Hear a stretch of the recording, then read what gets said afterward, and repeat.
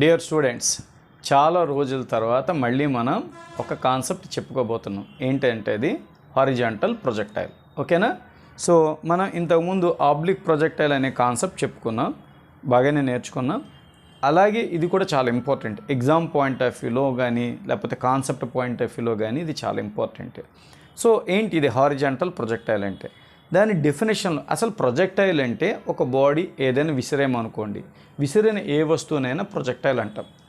అయితే దీని డెఫినేషన్లో ఏముంది? ఇది హారిజాంటల్ ప్రొజెక్టైల్ కదా. అంటే అర్థం ఏంటి? ఒక బాడీని హారిజాంటల్గా ప్రొజెక్ట్ చేస్తే, హారిజాంటల్గా విసిరితే దాన్ని హారిజాంటల్ ప్రొజెక్టైల్ అంటాం. ఇక్కడ చూడండి, ఒక డయాగ్రామ్ వేసాం. ఆ డయాగ్రామ్లో ఏముంది? A body is thrown from certain height horizontally. ఇలాంటి బాడీని మనం హారిజాంటల్ ప్రొజెక్టైల్ అని అంటాం. ఫర్ ఎగ్జాంపుల్, దీన్ని మనం క్లియర్గా స్టడీ చేయాలంటే ఒక బాడీని ఇలా హారిజాంటల్గా ప్రొజెక్ట్ చేసినప్పుడు దాని మీద ఎటువంటి ఫోర్స్ లేకపోతే ఇలా స్ట్రైట్ లైన్లో వెళ్ళిపోతుంది. కానీ దీని మీద ఎర్త్ గ్రావిటేషన్ ఫోర్స్ యాక్ట్ చేయడం వలన అది ఎలా యాక్ట్ చేస్తుంది? డౌన్వర్డ్ యాక్ట్ చేస్తుంది. కాబట్టి దీని పాత్ ఇలా మారుతుంది. గ్రావిటేషన్ ఫోర్స్ ఒక్కసారి యాక్ట్ చేస్తుందా, కంటిన్యూస్గా యాక్ట్ చేస్తుందా? బాడీ మీద కంటిన్యూస్గా యాక్ట్ చేస్తుంది. కాబట్టి మళ్ళీ గ్రావిటేషన్ ఫోర్స్ యాక్ట్ చేసింది, కాబట్టి పాత్ మళ్ళీ చేంజ్ అయింది. ఇంకా గ్రావిటేషన్ ఫోర్స్ యాక్ట్ చేసింది, ఇంకా పాత్ చేంజ్ అయింది. ఈ రకంగా కంటిన్యూస్గా బాడీ మీద గ్రావిటేషన్ ఫోర్స్ యాక్ట్ చేయడం వలన అది కంటిన్యూస్గా పాత్ చేంజ్ అవుతూ ఒక పెరాబోలిక్ పాత్ని అది ఫాలో అవుతుంది. ఓకేనా? సో ఇప్పుడు మనం చెప్తే హారిజాంటల్ ప్రొజెక్టైల్ అంటే a body is thrown horizontally from certain height. A body is thrown horizontally from certain height is known as horizontal projectile. ఓకేనా? నువ్వు ఒక విషయాన్ని అగ్రీ అవ్వాలి. హారిజాంటల్ ప్రొజెక్టైల్ అని ఎప్పుడైతే అన్నావో, without knowing yourself you are agreeing that ఉన్న velocity అంతటిని హారిజాంటల్గా ఇస్తున్నాము అని అగ్రీ అవ్వాలి. అంటే ఉన్న వెలాసిటీ అంతా హారిజాంటల్గా ఇస్తున్నావు అంటే అర్థం ఏంటి? వెర్టికల్గా నువ్వు ఇస్తున్న వెలాసిటీ 0. మీరు అగ్రీ అవుతారా, అగ్రీ అవ్వరా? చెప్పండి. నువ్వు హారిజాంటల్ ప్రొజెక్టైల్ అంటే హారిజాంటల్గా వెలాసిటీ ఇస్తున్నావు. ఇది అంటే వెర్టికల్ వెలాసిటీ, ఇనీషియల్గా వెర్టికల్ వెలాసిటీ నువ్వు ఇవ్వటం లేదని కదా అర్థం. కాబట్టి ఇనీషియల్ వెర్టికల్ వెలాసిటీ 0. ఇది మోస్ట్ ఇంపార్టెంట్ ఫండమెంటల్ పాయింట్ అనమాట. తర్వాత సెకండ్ ఇంపార్టెంట్ ఫండమెంటల్ పాయింట్ ఏంటంటే, గ్రావిటేషన్ ఫోర్స్ ఏ డైరెక్షన్లో ఉంటుంది? వెర్టికల్ డైరెక్షన్లో ఉంటుంది. ఫోర్స్ ఉందంటే ఆ డైరెక్షన్లో యాక్సలరేషన్ ఉంటుంది. కాబట్టి యాక్సలరేషన్ అన్నది గ్రావిటేషన్ ఫోర్స్ వల్ల వస్తుంది. అది డౌన్వర్డ్ డైరెక్షన్గా మాత్రమే ఉంటుంది. ఓకేనా? సో హారిజాంటల్గా ఎటువంటి ఫోర్సు లేదు కాబట్టి హారిజాంటల్ యాక్సలరేషన్ 0. ఇది ఇంపార్టెంట్ పాయింట్. ఓకేనా? ఇక్కడ ఇనీషియల్ వెలాసిటీ గురించి చెప్పాం, యాక్సలరేషన్ గురించి చెప్పాం. ఇంకేం చెప్పాలి? బాడీకి సంబంధించిన ఒక మోషన్ని స్టడీ చేసేటప్పుడు వెలాసిటీ, యాక్సలరేషన్ ఎంత ఇంపార్టెంటో డిస్ప్లేస్మెంట్ అన్నది అంత ఇంపార్టెంట్ పాయింట్. కాబట్టి కొంతసేపు అయిన తర్వాత బాడీ పాయింట్ పీకి వచ్చింది అనుకోండి, పాయింట్ పి అనే పాయింట్కి రీచ్ అయింది అని అనుకోండి. అప్పుడు ఇది హారిజాంటల్గా ఎంత డిస్టెన్స్ ట్రావెల్ చేసినట్టు? ఎక్స్ అనే డిస్టెన్స్ ట్రావెల్ చేసినట్టు. మరి వెర్టికల్గా ఎంత డిస్టెన్స్ ట్రావెల్ చేసినట్టు? వై అనే డిస్టెన్స్ ట్రావెల్ చేసినట్టు. మీకు అర్థమవుతుందా? At any time its horizontal distance travelled is x, vertical displacement is y. అలాగే after some time its velocity is v అనుకుంటే, దీనికి హారిజాంటల్గా ఉండే వెలాసిటీని విఎక్స్ అని, వెర్టికల్గా ఉండే వెలాసిటీని వివై అని మనం చెప్పాల్సి వస్తుంది. మీకు అర్థమైందని నేను అనుకోవచ్చా? రైట్. సో ఇప్పుడు వీటన్నిటినీ కలిపి సెపరేట్గా హారిజాంటల్కి వేరేగా, వెర్టికల్కి వేరేగా ఈక్వేషన్స్ ఆఫ్ మోషన్ని మనం డ్రా చేయాలి. ఓకేనా? సో ఇప్పుడు హారిజాంటల్ అని మనం అనుకొని, హారిజాంటల్గా ఏమేమి ఉన్నాయి? ఇనీషియల్ వెలాసిటీ ఎంత ఉంది చెప్పండి? హారిజాంటల్కి ఇనీషియల్ వెలాసిటీ ఎంత ఉంది? కరెక్ట్. మీరు ఇస్తున్నదంతా కూడా హారిజాంటల్గానే ఉంది, అవునా? మరి హారిజాంటల్గా ఎటువంటి ఫోర్సు లేదు కాబట్టి హారిజాంటల్గా యాక్సలరేషన్ ఎంత అవుతుంది? Acceleration a x is equals to 0 అవుతుంది. After some time the body point reached P, అప్పుడు హారిజాంటల్గా ఎంత డిస్టెన్స్ ట్రావెల్ చేసింది, హారిజాంటల్గా అది ట్రావెల్ చేసిన distance SX is equals to X. మరి after some time velocity V అయితే అందులో హారిజాంటల్ పార్ట్ ఎంత అవుతుంది, హారిజాంటల్ ఫైనల్ వెలాసిటీ ఎంత అవుతుంది, హారిజాంటల్ ఫైనల్ వెలాసిటీ ఎంత అవుతుంది, vx is equals to V అని పేరు విఎక్స్ అని పేరు పెట్టాం, హారిజాంటల్ వెలాసిటీకి విఎక్స్ అని పేరు పెట్టాం. దీనికి ఈక్వేషన్స్ ఆఫ్ మోషన్ రాస్తే ఏంటేంటి వస్తాయి మీకు ఆల్రెడీ తెలుసు, v is equals to u plus at. అయితే మనం ఇక్కడ హారిజాంటల్ అనే విషయాన్ని డిస్కస్ చేస్తున్నాం కాబట్టి vx is equals to ux plus axt, అంటే vx is equals to ux. Ax అన్నది 0 కాబట్టి ఈ టర్మ్ పోతుంది. యూఎక్స్ అంటే ఎంత మాది యూ, కాబట్టి horizontal final velocity horizontally that will be u. అలాగే sx is equals to uxt plus half axt square కాబట్టి ఓకేనా, ఏఎక్స్ అన్నది 0 కాబట్టి మనం ఎస్ఎక్స్ని మనం ఎక్స్ అని పేరు పెట్టాం, ఎస్ఎక్స్ని అంటే హారిజాంటల్ డిస్ప్లేస్మెంట్కి ఎక్స్ అని పేరు పెట్టాం కాబట్టి యూటీ. ఓకేనా, మీకు అవసరమైనప్పుడు t is equals to x by u అని యూజ్ చేసుకోవచ్చు. ఓకేనా, ఇది కాకుండా మనం స్టడీ చేయాల్సినవి ఏంటున్నాయంటే వెర్టికల్ డైరెక్షన్లో ఏంటేంటి ఉన్నాయి, వెర్టికల్ డైరెక్షన్లో చూద్దాం. సో నువ్వు ఇచ్చిన వెలాసిటీ ఎంత, ఇనీషియల్ వెలాసిటీ ఎంత హారిజాంటల్గా ఇన్వెస్ట్ చేసావు కాబట్టి వెర్టికల్ ఇనీషియల్ వెలాసిటీ ఎంత అవుతుంది 0. ఇనీషియల్ వెర్టికల్ వెలాసిటీ కమాన్ ఎంత అవుతుంది, విఎక్స్ ఇజ్ ఈక్వల్స్ టు 0. అది చాలా important point. Vertical velocity initial vertical velocity ఎంత అవుతుంది 0. అలాగే డిస్టెన్స్ యాక్సలరేషన్ ఎంత అవుతుంది చెప్పండి, acceleration vertical velocity acceleration vertical direction ఎంత అవుతుంది, ఏఎక్స్ ఇజ్ దీన్ని ఏవై అనాలి, దీన్ని కూడా ఏవై అనాలి. ఈ వాల్యూ ఎంత అవుతుంది జీ ఇన్ డౌన్వర్డ్ డైరెక్షన్. చూడండి జీ ఇన్ డౌన్వర్డ్ డైరెక్షన్, ఎందుకంటే ఫోర్స్ డౌన్వర్డ్గా ఉంది కాబట్టి దానివల్ల వచ్చే యాక్సలరేషన్ కూడా డౌన్వర్డ్ ఉంది. ఓకేనా, అలాగే ఇది యూవై.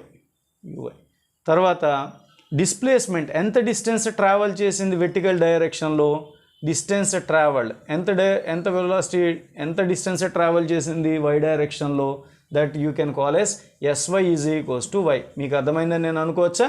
అది కాకుండా ఇంకేమైనా ఉన్నాయి, velocity at any time, velocity at any time దాన్ని వివై అని చెప్పాం, వెలాసిటీ అట్ ఎనీ టైం దాన్ని ఫైనల్ వెలాసిటీ అని అంటాం, that is equals to v y. So equations of motion రాస్తే మనకి VY is equals to uy plus ayt. కాబట్టి uy 0 కాబట్టి వివై ఎంత అవుతుంది, ఏవై అన్నది జీ అని ఆల్రెడీ మనం చెప్పాం కాబట్టి జీటీ.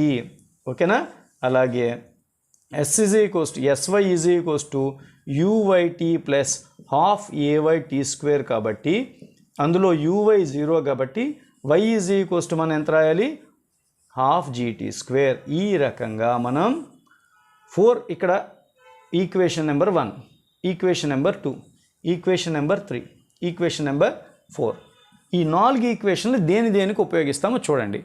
ఆఫ్టర్ సమ్ టైం ఎంత వెలాసిటీ ఉంది కావాలంటే విఎక్స్, ఆఫ్టర్ సమ్ టైం ఎంత వెలాసిటీ వెర్టికల్గా ఉంది వివై, అలా ఆఫ్టర్ సమ్ టైం హారిజాంటల్గా ఎంత డిస్టెన్స్ ట్రావెల్ చేసింది దట్ ఈజ్ ఎక్స్, వెర్టికల్గా ఎంత డిస్టెన్స్ ట్రావెల్ చేసింది వై.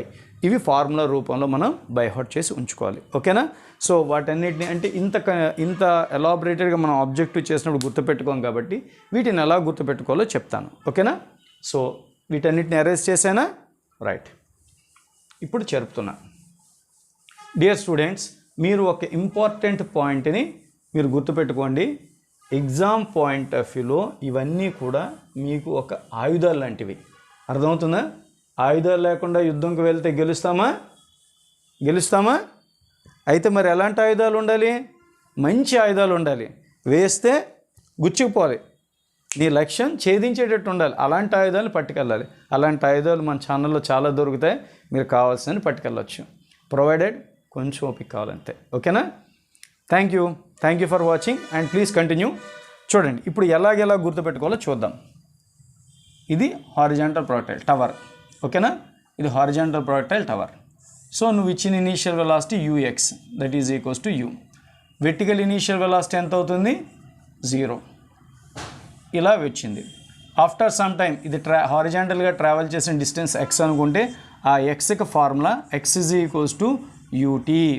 ఓకేనా, వెర్టికల్గా ట్రావెల్ చేసిన డిస్టెన్స్ y అనుకుంటే ఆ yకి ఫార్ములా హాఫ్ gt².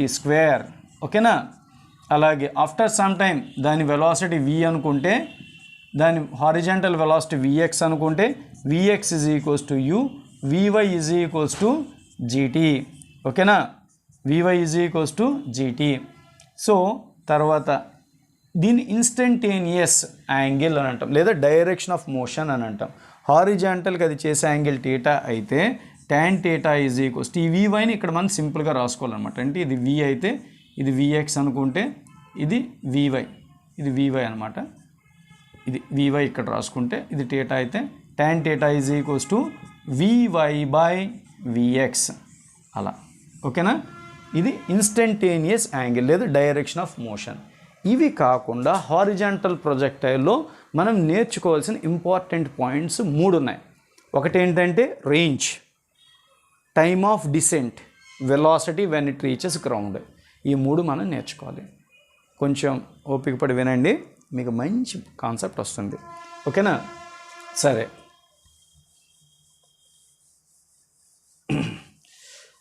ఇప్పుడు మనం ఈ ఫార్ములాల కింద మీరు తీసుకున్నారు కదా, రేంజ్ అంటే ఏంటి? ఫస్ట్ టైమ్ ఆఫ్ డిసెంట్ గురించి మాట్లాడదాం. Time of descent. Time of descent అంటే ఏంటి? Time taken to reach ground. ఏంటమ్మది? Time taken to reach ground. So జాగ్రత్తగా చూద్దాం. మనం ఇందాక హారిజాంటల్ ప్రొజెక్టైల్ అనే కాన్సెప్ట్ గురించి ఇక్కడ డయాగ్రామ్ వేసినప్పుడు, ఓకేనా, డయాగ్రామ్ వేసినప్పుడు ఇక్కడ రీచ్ అయింది అనుకోండి, ఇలా వెళ్ళిన మ్యాక్సిమం హారిజాంటల్ డిస్ప్లేస్మెంట్ని మనం ఏమంటాం? రేంజ్ అని అంటాం. ఓకేనా, అలాగే ఇక్కడికి రీచ్ అవ్వడానికి పట్టే టైంనే టైమ్ ఆఫ్ డిసెంట్ అని అంటాం. దీన్ని క్యాపిటల్ Tతో ఇండికేట్ చేస్తాం. ఇలా చేసినప్పుడు ఇది y డైరెక్షన్లో ట్రావెల్ చేసిన డిస్టెన్స్ ఎంత అవుతుంది? మొత్తం హైట్ అంతా ట్రావెల్ చేసింది కదా, h అని అంటాం. ఓకేనా, మొత్తం ఉన్న హైట్ అంతా అది ట్రావెల్ చేసేసింది కదా, కాబట్టి y is equals to h అంటాం. ఇది ఇక్కడికి వచ్చినప్పుడు ఇది y డైరెక్షన్లో ట్రావెల్ చేసిన డిస్టెన్స్ h అయితే అప్పుడు టైం t అయితే y కిందకి మన ఈక్వేషన్ ఏం రాసాం? హాఫ్ gt² అని రాసాం. ఇప్పుడు y ప్లేస్లో మనం h రాసుకుంటే హాఫ్ gt². ఓకేనా, t ప్లేస్లో t రాయాలి. అప్పుడు t is equals to √2h/g అవుతుంది. అంటే time of descent of the horizontal projectile √2h/g. h అంటే ఎవరు? Height of the tower. మీకు అర్థమైందని నేను అనుకోవచ్చా? రైట్. అలాగే ఇందాక మనం అన్నాం దీన్ని, ఈ మ్యాక్సిమం హారిజాంటల్ డిస్టెన్స్ని ఏమన్నాం? రేంజ్ అని అన్నాం. బాడీ ఇక్కడికి వచ్చేటప్పటికి ఎంత టైం అవుతుంది? t is equals to t. కాబట్టి x is equals to ut అనే ఈక్వేషన్ ఇందాక రాస్తే x ప్లేస్లో మనం r అని, ఓకేనా, u ప్లేస్లో uనే, టైము t అవుతుంది. కాబట్టి r is equals to ut. అంటే u ఇంటూ టీకి ఆల్రెడీ మనం ప్రూవ్ చేసాం. ఏంటిది? √2h/g. అంటే మ్యాక్సిమం హారిజాంటల్ డిస్ప్లేస్మెంట్ ఎంత అవుతుందమ్మా? r is equals to u √2h/g. ఇక్కడ ఇంకో పాయింట్ ఉంది. ఇక్కడికి వచ్చేటప్పుడు వచ్చే హారిజాంటల్ వెలాసిటీ ఎంత అవుతుంది, వెర్టికల్ వెలాసిటీ ఎంత అవుతుంది, టోటల్ వెలాసిటీ ఎంత అవుతుంది, అది కూడా మనం చూసుకోవాలి. ఓకేనా, సో దాని గురించి మనం మాట్లాడుకుంటే ఇది రేంజ్ అనమాట, రేంజ్ కాన్సెప్ట్. ఇంకా వెలాసిటీ, ఎంత వెలాసిటీ ఇది గ్రౌండ్కి రీచ్ అవుతుంది. ఇందాక మనం చేసాం vx is equals to u అన్నాం. ఇందులో టైం లేదు కాబట్టి మనం టైంని సబ్స్టిట్యూట్ చేయని అవసరం లేదు కాబట్టి vx is equals to u. vy is equals to gt అన్నాం. అయితే ఇక్కడికి వచ్చిన టైంని మనం క్యాపిటల్ T అన్నాం కాబట్టి vy is equals to gt. అయితే ఆ టైంకి ఫార్ములా ఎంత? √2h/g కాబట్టి vy is equals to g√2h/g. కాబట్టి ఈ g లోపలికి వెళ్తే ఏమవుతుంది? vy is equals to √2hg²/g. అంటే ఇది పోతే vy is equals to 2gh. మీకు అర్థమైందా? ఆఫ్టర్ సమ్ టైం దీని వెలాసిటీ ఎంత ఉంటుంది? vx is equals to u ఉంటుంది. vy is equals to root 2gh అవుతుంది. అయితే ఈ టోటల్ వెలాసిటీ ఇది vx, ఓకేనా, ఇది vy, ఓకేనా, ఇది v అంటే టోటల్ వెలాసిటీ. ఈ రెండు రిజల్ట్ ఏంటి ఇది. కాబట్టి v ఈజ్ ఈక్వల్స్ టు పెర్పెండిక్యులర్గా ఉన్నాయి కాబట్టి vx² ప్లస్ vy². అంటే vx² అంటే ఎంత అవుతుందమ్మా? vx అంటే ఆల్రెడీ u అంటే u² ప్లస్ vy² అంటే ఎంత? 2gh. ఈ రకంగా మొత్తం మనం 3 విషయాలు నేర్చుకున్నాం. ఒకటి టైమ్ ఆఫ్ డిసెంట్, ఇంకోటి రేంజ్, ఇంకోటి velocity when it touches the ground. దీని ఏమంటాం? Velocity when it touches the ground, ఓకేనా, టచెస్ ద గ్రౌండ్. మీకు అర్థమైందని నేను అనుకోవచ్చా పిల్లలు? మీరు మాత్రం దీన్ని ఒక నోట్స్ లాగా రాసుకోండి, ఫార్ములాలన్నీ గుర్తుపెట్టుకోండి, ప్రాబ్లమ్స్ మీకు తెలుస్తాయి. దీని మీద ప్రాబ్లమ్స్ ఎలా ఉంటాయి అనేది మీకు కొన్ని ఎక్స్ప్లెయిన్ చేస్తా. Radius of curvature, numerical problems చెప్తాను, ఓకేనా? Thank you.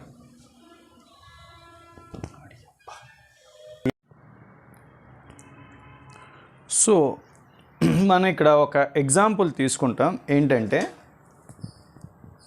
ఒక పర్సన్ అంటే ఎవరు జనరల్గా ఇవి ఫ్లడ్స్ అలాంటివి ఏవైనా వచ్చినప్పుడు జనరల్గా జనాలు ఉండిపోతారు కదా, ఎక్కడ వాటర్ లాట్లో ఉండిపోతారు కదా, వాళ్ళకి హెల్ప్ చేయడం కోసం ఆర్మీ వాళ్ళు, నేవీ వాళ్ళు హెలికాప్టర్లు వచ్చి ఫుడ్ ప్యాకెట్స్ ఇస్తుంటారు. మీకు జనరల్గా తెలుసు. అయితే ఇందులో చాలా సైన్స్ ఉంది. మనం ఎలా పడితే అలాగా కాదు. ఒక విక్టిమ్ ఉన్నాడు, ఫ్లడ్స్ విక్టిమ్, ఇక్కడ నిల్చున్నాడు. అతనికి ఎయిర్మ్యాన్ ఫుడ్ ప్యాకెట్ ఇవ్వాలి. అతని ఇంటెన్షన్ ఏంటి?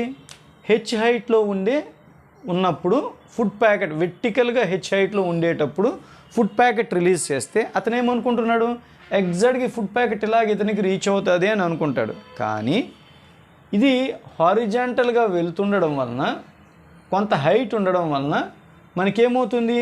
హారిజాంటల్ ప్రొజెక్టైల్ ఎలాగైతే హారిజాంటల్ వెలాసిటీ ఇచ్చినప్పుడు కొంత హైట్ ఉన్నప్పుడు అది ఒక పెరాబోలిక్ పాత్ ఫాలో అవుతుందో, అదే రకంగా ఈ హారిజాంటల్గా మూవ్ అవుతున్న ఏరోప్లేన్లో నుంచి ఫుడ్ ప్యాకెట్ రిలీజ్ చేస్తే అది పెరాబోలిక్ పాత్లో ట్రావెల్ అయ్యి విక్టిమ్కి రీచ్ అవ్వకుండా కొంత డిస్టెన్స్లో అది రీచ్ అవుతుంది. కాబట్టి అతని టార్గెట్ కొంత డిస్టెన్స్లో మిస్ అవుతుంది. ఎంత డిస్టెన్స్లో మిస్ అవుతుంది? ఇతను వెర్టికల్గా ఉండేటప్పుడు వదిలితే అది హారిజాంటల్గా ఎంత డిస్టెన్స్లో రీచ్ అవుతుందో అంత డిస్టెన్స్ మిస్ అవుతుంది. ఈ హారిజాంటల్ డిస్టెన్స్ ఎంత అవుతుంది? r అయితే ఆ rకి ఫార్ములా u√2h/g. అంటే ఇతనికి విక్టిమ్కి ఎగ్జాక్ట్గా హెచ్ హైట్లో ఉండేటప్పుడు ఫుడ్ ప్యాకెట్ రిలీజ్ అయితే, అంటే హారిజాంటల్గా వెళ్తున్న ఏరోప్లేన్లో నుంచి అది మిస్ అయిన డిస్టెన్స్ r, √2h/g. ఇలాంటి ప్రాబ్లమ్ని అవాయిడ్ చేయాలంటే ఇతను ఏం చేయాలంటే, ఈ ఎయిర్మెన్ ఇతనికి r అనే హారిజాంటల్ డిస్టెన్స్ ఉండగానే ఫుడ్ ప్యాకెట్ని రిలీజ్ చేయాలి. అప్పుడు ఆటోమేటిక్గా అది వెర్టికల్గా కాకుండా పెరాబోలిక్ పాత్లో రీచ్ అయ్యి ఇతనికి అది రీచ్ అవుతుందన్నమాట, ఓకేనా? సో కాబట్టి వెర్టికల్గా ఉండేటప్పుడు డ్రాప్ చేస్తే అది టార్గెట్ని మిస్ అయిన డిస్టెన్స్ ఎంత అవుతుంది? r = u√2h/g. మీకు అర్థమైందని అనుకోవచ్చా? అలాగే ఇంకో కాన్సెప్ట్ ఉంది, చూద్దాం దాని సంగతి కూడా. సో ఇది ఫస్ట్ అప్లికేషన్. సెకండ్ అప్లికేషన్ ఏంటో చూద్దాం. చూద్దాం ఏంటంటే, ఏ బాంబ్ ఈజ్ ఎక్స్ప్లోడెడ్. ఇక్కడ రాస్తాను చూడండి. ఏ bomb is exploded. A bomb is exploded into two fragments.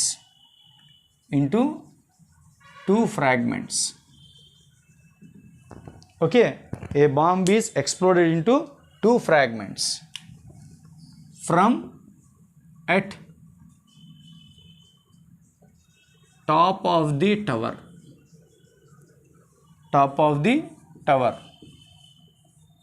of height h. After what time each fragment velocity will be perpendicular. Velocity will be perpendicular to each other అన్నది ఇక్కడ question. జాగ్రత్తగా దీన్ని study చేయండి. ఇక్కడ ఏం చెప్పాం, ఏ bomb is exploded into two fragments అంటే ఒక టవర్ మీద at the top of the tower, అంటే ఒక టాప్ ఆఫ్ ది టవర్ మీద ఒక బాంబు 2 ఫ్రాగ్మెంట్స్ కింద డివైడ్ అయింది. ఓకేనా? After what time each fragment velocity will be perpendicular to each other. ఇక్కడ ఎగ్జాంపుల్ 2 చెప్దాం. ఓకేనమ్మా? ఎగ్జాంపుల్ 2 చెప్దాం. ఇక్కడ ఏంటంటే a bomb is exploded into 2 fragments. A bomb is exploded into 2 fragments at the top of the tower of height H height ఉండే tower మీద ఒక bomb 2 fragments కింద డివైడ్ అయింది. After what time each fragment will be perpendicular to each other. ఇలా హారిజాంటల్గా కొంత హైట్లో move అయితే ఇది ఒక పెరాబులిక్ పాత్ ఫాలో అవుతుంది. ఓకేనా? ఇది ఒక పెరాబులిక్ పాత్ ఫాలో అవుతుంది. ఓకేనా? ఒక పెరాబులిక్ పాత్ ఫాలో అవుతుంది. సో ఇది కూడా ఒక పెరాబులిక్ పాత్ ఫాలో అవుతుంది. ఇది కూడా ఒక పెరాబులిక్ పాత్ ఫాలో. ఏమవుతుంది? ఏ bomb is explode into 2 fragments at the top of the tower of height H. After what time each fragment velocity will be perpendicular to each other. అంటే కొంతసేపటి తర్వాత ఏమవుతుంది, దీనికి కొంత వెలాసిటీ వస్తుంది. అవునా? దీనికి కొంత వెలాసిటీ వస్తుంది. అవునా? ఈ velocity after what time these velocities will be perpendicular అన్నది క్వశ్చన్.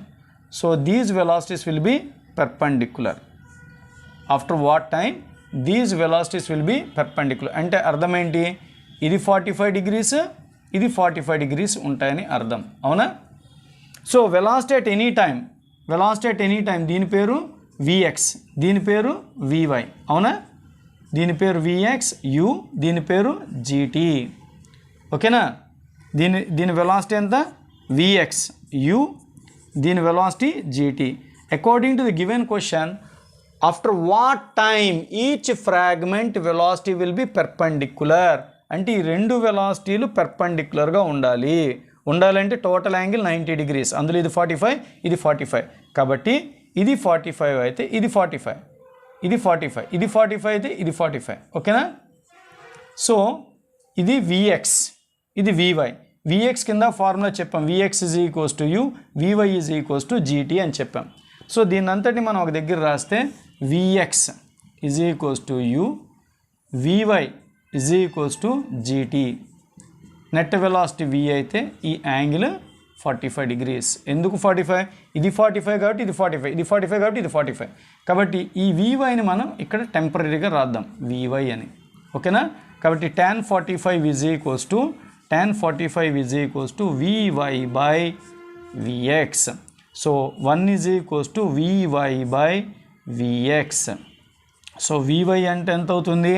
ఇందాక మనం చెప్పినట్టు gt. Vx ఎంత అయితే u అయింది. కాబట్టి t is equals to u by g. ఎంత అవుతుంది? t is equals to u by g. అంత టైంలో ఈ ఫ్రాగ్మెంట్ వెలాసిటీ పర్పెండిక్యులర్గా ఉంటుంది. ఇది సెకండ్ అప్లికేషన్. ఇలాంటివి ఏవైనా కావాలి అంటే, ఏవైనా ప్రాబ్లమ్స్ కావాలన్నా, అసైన్మెంట్ కావాలన్నా నాకు ఫోన్ చేయండి. నా వాట్సాప్ నెంబర్కి మీకు ఖచ్చితంగా మంచి పంపుతా. ఇందులో మనం దీంట్లో సెల్ఫ్ సాటిస్ఫాక్షన్ చాలా ఎక్కువ ఉందండి. మీరు నమ్మండి, నమ్మకపోండి. మనం ఒక వీడియోని చూసి చదువుతున్నారు పిల్లలు. మీరు 5 నిమిషాలు చూడండి, 1 నిమిషం చూడండి. మీరెవరో తెలియకుండానే మీకు నేను టీచర్ని అవుతున్నందుకు నేను హ్యాపీగా ఫీల్ అవుతున్నా. Thank you.